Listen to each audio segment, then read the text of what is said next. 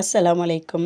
நம்ம பெரும்பாலும் முட்டை அவிக்கும்போது கண்டிப்பாக ஏதாவது ஒரு முட்டை உடஞ்சி அந்த தண்ணியோடு சேர்ந்துடும். அப்படி முட்டை உடையாமல் இருக்க நான் சொல்கிற இந்த மாதிரி முட்டையை அவிச்சு பாருங்கள், கண்டிப்பாக உடையாது. நம்ம பெரும்பாலும் முட்டை வாங்கி ஃப்ரிட்ஜில் தான் ஸ்டோர் பண்ணி வச்சுருப்போம். அப்படி ஃப்ரிட்ஜில் ஸ்டோர் பண்ணி வைக்கப்பட்ட முட்டையை எடுத்து இந்த மாதிரி பச்சை தண்ணியில் போட்டு அந்த ஜில்லுத்தன்மை மாறுற வரைக்கும் அந்த முட்டை அப்படியே இருக்கட்டும். அப்புறம் இன்னொரு பாத்திரத்தில் கொஞ்சமாக தண்ணி ஊற்றி கொஞ்சமாக கல் உப்பு, ஒரு ஸ்பூன் எண்ணெய் இதை போட்டு கொஞ்சம் நல்லா மிக்ஸ் பண்ணிவிட்டு நல்லா கொதிக்க விட்டுருவோம். தண்ணி நல்லா கொதித்து வந்துருச்சு. இந்த நேரத்தில் நான் காட்டுறல இந்த மாதிரி குழிக்கரண்டியில் தான் முட்டையை எடுத்து நம்ம தண்ணிக்குள்ளே ஒன்று ஒன்றா போடணும்.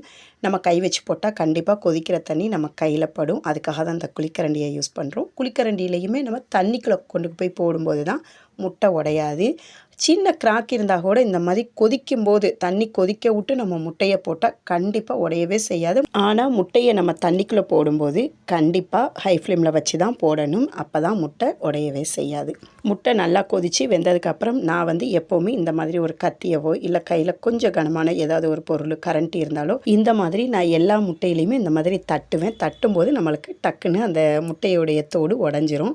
உடஞ்சதுக்கப்புறம் நம்ம அப்படியே ஸ்டவ்வை ஆஃப் பண்ணிவிட்டு கொஞ்சம் நேரம் வச்சுட்டு அதுக்கு பிறகு பச்சை தண்ணியில் நம்ம எல்லா முட்டையுமே போட்டு வச்சிடணும். வச்சதுக்கப்புறம் நம்ம அந்த முட்டை எல்லாத்தையும் உடச்சி எடுக்கும்போது நல்லா வலுவலுன்னு சூப்பராக வந்துடும். இந்த மாதிரி அவிச்சா கண்டிப்பாக ஒரு முட்டையும் உடையாது, தோடும் ஈஸியாக எடுக்க வரும்.